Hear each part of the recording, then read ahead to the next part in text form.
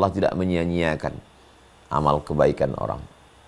Bahwa Allah Subhanahu wa taala Al-Qayyum, dia mengatur kehidupan kita.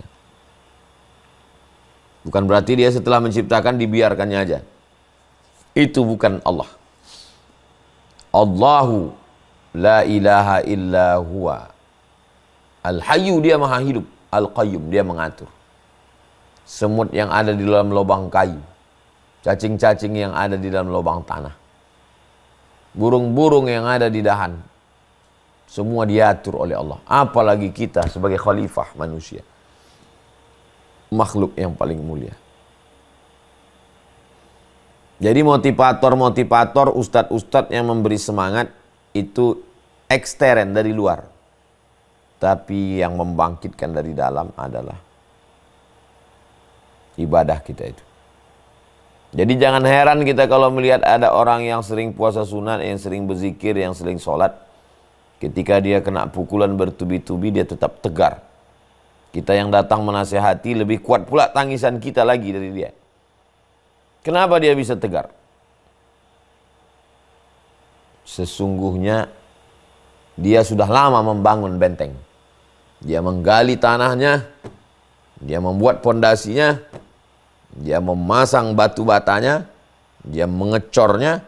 Ketika air bah datang, dia sudah slow, dia sudah tegar, dia kuat.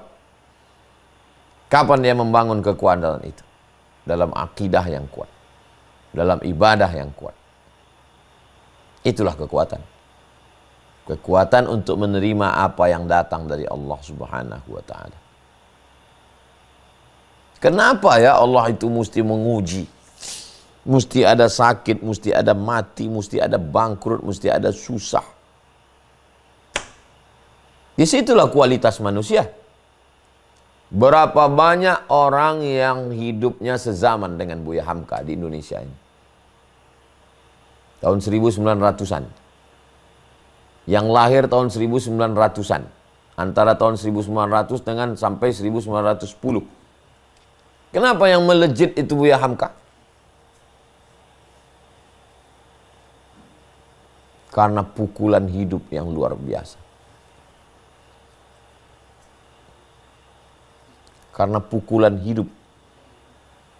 Begitu banyak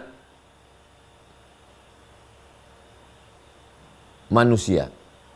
Kenapa orang ini yang diangkat Allah derajatnya? Karena pukulan hidupnya. Baca buku biografinya, tonton filmnya, baru kita tahu kualitasnya.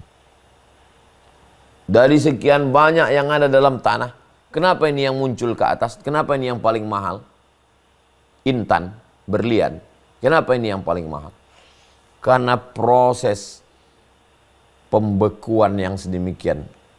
Maka puncaknya dialah yang paling keras di antara batu-batu. Mengalahkan batu kecubung, mengalahkan batu rubi, mengalahkan batu blue safir, mengalahkan, maka dia delima, mengalahkan zamrud. Dia yang paling keras. Dia adalah diamond, kata orang. Jadi semakin kuat tekanan, semakin berat ujian, maka di situ sesungguhnya Allah semakin mengangkat derajat manusia. Nabi-nabi di antara yang paling berat jadi nabi. Dari nabi-nabi yang paling berat menjadi rasul. Di antara rasul-rasul yang paling berat menjadi ulul azmi. Nabi Nuh, Nabi Musa, Nabi Isa, Nabi Ibrahim, Nabi Muhammad SAW. Ini yang paling berat-berat semua.